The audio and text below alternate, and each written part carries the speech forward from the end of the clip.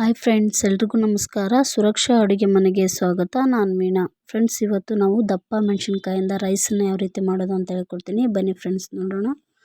Gas on ಮಾಡ್ಕೊಂಡ್ಬಿಟ್ಟು ಒಂದು ಪಾತ್ರೆನ ಇಟ್ಕೊಳ್ಳೋಣ. ಅದರಲ್ಲಿ ಸ್ವಲ್ಪ ಎಣ್ಣೆ ಹಾಕ್ತಾ ಇದ್ದೀನಿ. ಎಣ್ಣೆ ಬಿಸಿ ಆದ ನಂತರ ಸ್ವಲ್ಪ ಉದ್ದಿನಬೇಳೆ ಹಾಕ್ತಾ ಇದ್ದೀನಿ. ನೋಡಿ, ಇನ್ನೂ ಎಣ್ಣೆ ಕಾಯ್ತಾ ಇದೆ ಅಲ್ವಾ. ಇವಾಗ ಸ್ವಲ್ಪ ಜೀರಿಗೆ ಮತ್ತು ಸಾಸಿವೆ ಕೂಡ ಹಾಕ್ಕೊಳ್ಳೋಣ.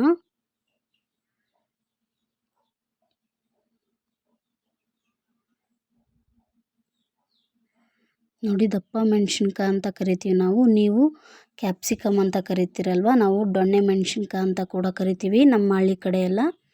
ನೋಡಿ, ಇವಾಗ ಹಸಿ ಕರಿಬೇವನ್ನ ನಾನು ಉಪಯೋಗಿಸ್ತಾ ಇದ್ದೀನಿ. ನೋಡಿ, ಒಂದು ದೊಡ್ಡ ಸೈಜನ್ನ ಈರುಳ್ಳಿ ಕಟ್ ಮಾಡಿ ಇಟ್ಕೊಂಡಿದ್ದೀನಿ. ಒಂದು ಟೊಮೊಟೊ, ಸ್ವಲ್ಪ ದಪ್ಪ ಮೆಣಸಿನ್ಕಾಯಿನ ಉದ್ದುದ್ದಾಗಿ ಕಟ್ ಮಾಡಿ ಇಟ್ಕೊಂಡಿದ್ದೀನಿ.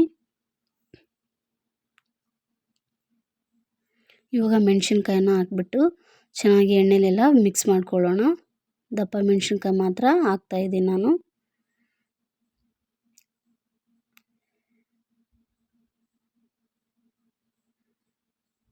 ನೋಡಿ, ಈರುಳ್ಳಿ ಕೂಡ ಹಾಕ್ಬಿಟ್ಟು ನಾವು ಮಿಕ್ಸ್ ಮಾಡ್ಕೊಳ್ಳೋಣ.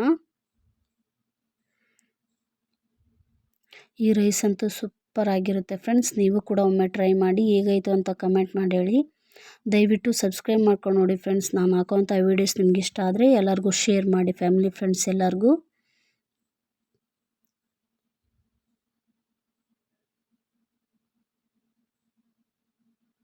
ನೋಡಿ, ಇವಾಗ ಈರುಳ್ಳಿ ಎಲ್ಲ ಕೆಂಪಗಾಗಿದೆ ಅಲ್ವಾ. ಇವಾಗ ನಾವು ಟೊಮೊಟೊನ ಹಾಕ್ಕೊಳ್ಳೋಣ.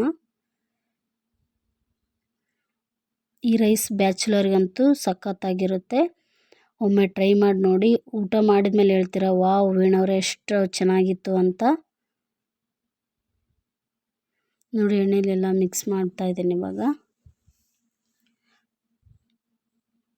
ನೋಡಿ, ಸ್ವಲ್ಪ ಚಿಟಿಕೆಯಷ್ಟು ಅರಿಶಿನ ಹಾಕ್ಕೊಳ್ಳಿ ನೀವು. ವಿಡಿಯೋ ಕಟ್ಟಾಗಿದೆ ಅದು.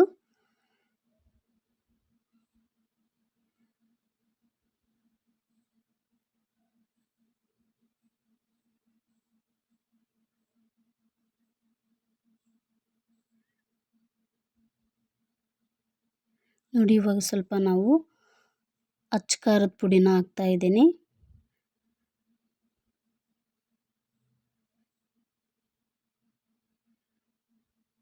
ಹುಣಸೆ ಹಣ್ಣಿನ ನೀರನ್ನು ಸ್ವಲ್ಪ ಕಿವುಚಿ ರೆಡಿ ಮಾಡಿ ಇಟ್ಕೊಂಡಿದ್ದೆ ನಾನು.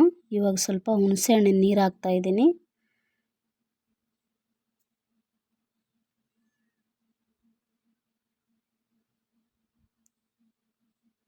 ನೋಡಿ, ಅದೆಲ್ಲ ನೀರಲ್ಲಿ ಸ್ವಲ್ಪ ಫ್ರೈ ಆಗಲಿ, ಅಲ್ಲಿ ಮಸಾಲ ಎಲ್ಲ ಹೀರ್ಕೊಳ್ಳಿ.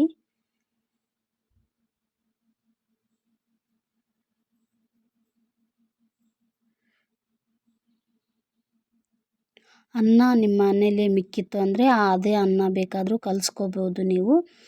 ಬಿಸಿ ಅನ್ನ ಬೇಕಿದ್ದರೂ ಬಿಸಿ ಅನ್ನನೇ ಕಲಿಸ್ಕೋಬೋದು. ಸ್ವಲ್ಪ ನಾನು ಕಸ್ತೂರಿ ಮೆಂತ್ಯನ ಉಪಯೋಗಿಸ್ತಾ ಇದ್ದೀನಿ.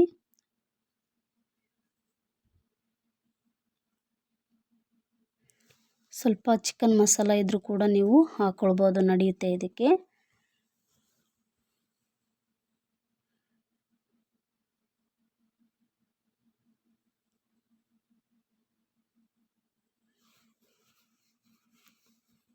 ನೋಡಿದ್ರಲ್ವ, ಮಸಾಲ ಎಲ್ಲ ರೆಡಿ ಆಯಿತು. ಈಗ ನಾವು ಅನ್ನನ ಮಿಕ್ಸ್ ಮಾಡ್ಕೊಳ್ಳೋಣ. ಇವಾಗ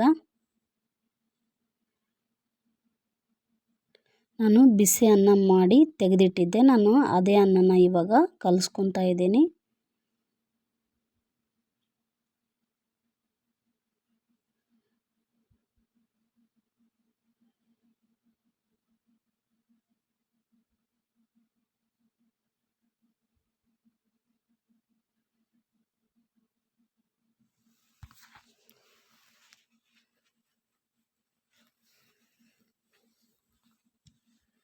ನೋಡಿದ್ರಲ್ವ ಎಷ್ಟು ಈಸಿಯಾಗಿಯೇ ಮಾಡ್ಕೋಬೋದು ಅಂತ ರೈಸನ್ನು.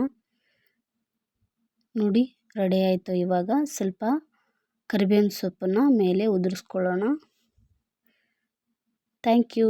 ಬಾಯ್ ಬಾಯ್.